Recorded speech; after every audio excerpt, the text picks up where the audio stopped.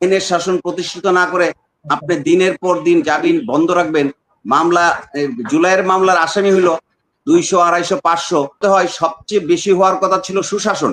আজকে সুশাসন নাই, গণহারে অ্যারেস্ট করা হয়েছে, জামিন দেওয়া বন্ধ রাখা হয়েছে। তার মধ্যে যাকে আসামি হয়েছে ও দেশের বাইরে ছিল, সে দেশে এসছে, তাকেও জামিন দেওয়া হচ্ছে না।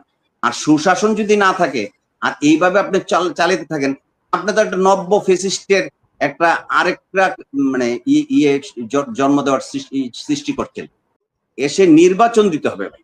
নির্বাচন ছাড়া আপনি যতই চেষ্টা করেন, একটা দেশ কোনোভাবেই নির্বাচন ছাড়া একটা বিনিয়োগের পথে হাঁটতে পারবে না, কর্মসংস্থানের পথে হাঁটতে পারবে না, আর আইন শৃঙ্খলা পরিস্থিতি উন্নত হবে না। আজকে তো যদি বলতে হয় সবচেয়ে বেশি হওয়ার কথা ছিল সুশাসন। আজকে সুশাসন নাই। আমি অ্যাডভোকেট হিসেবে বলছি, আপনি হয়ে যাবেন, একটা মানুষ দেশের নাগরিক, সে কোন দল করে এটা পরিচয় নেই, গণহারে অ্যারেস্ট করা হয়েছে, জামিন দেওয়া বন্ধ রাখা হয়েছে।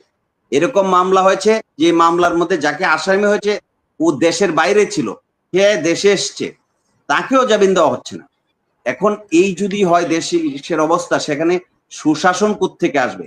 আর সুশাসন যদি না থাকে আর এইভাবে আপনি চালিয়ে থাকেন, আপনি তো একটা নব্য ফেসিস্টের একটা আরেকটা মানে জন্ম দেওয়ার সৃষ্টি করছেন।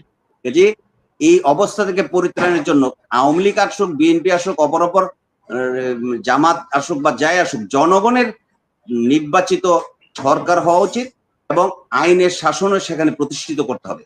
আর আইনের শাসন প্রতিষ্ঠিত না করে আপনি দিনের পর দিন জামিন বন্ধ রাখবেন। মামলা জুলাইয়ের মামলার আসামি হইলো 200, 250, 500 খুনের মামলার আসামি দিয়ে দিল।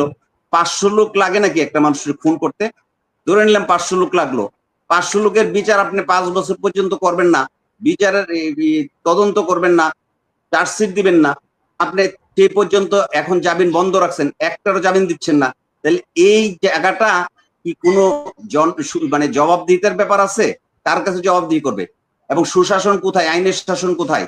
এই জায়গায় তো আইনের শাসন ব্যক্ত হচ্ছে। মানুষ তো এই সরকারের কাছে আইনের শাসন ব্যক্ত হওয়ার মতো প্রত্যাশা কখনো করে না।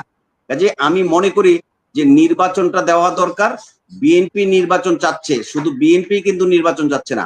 যখন চীনে গিয়ে প্রধান উপদেষ্টা বললেন একটি মাত্র দল নির্বাচন চায়, তখন তার পরের দিন আপনারা দেখেছেন বাংলাদেশের অধিকাংশ রাজনৈতিক দল বিবৃতি দিয়ে বলেছে একটি না, আমরা সবাই চাই। এবং পরবর্তী ঐক্যমত কমিশনের মিটিং এ 2টা না 3টা রাজনৈতিক ছাড়া সবাই কিন্তু ডিসেম্বরে নির্বাচন চেয়েছে, যাদেরকে ডেকেছে। শেষ পর্যায়ে চলে আসছি একেবারেই। আমরা আবার